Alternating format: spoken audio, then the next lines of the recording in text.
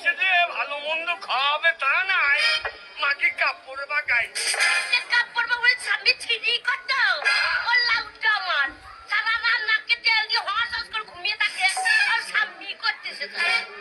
আমি ঘুমবো না তো কি করবো, তোর উকুনি মারিব। কাজ নাই সংসারে, আমি একাই করবো নাকি? আমি কাজ করছি না, তুই করছিস? কি কাজ করছো তুমি?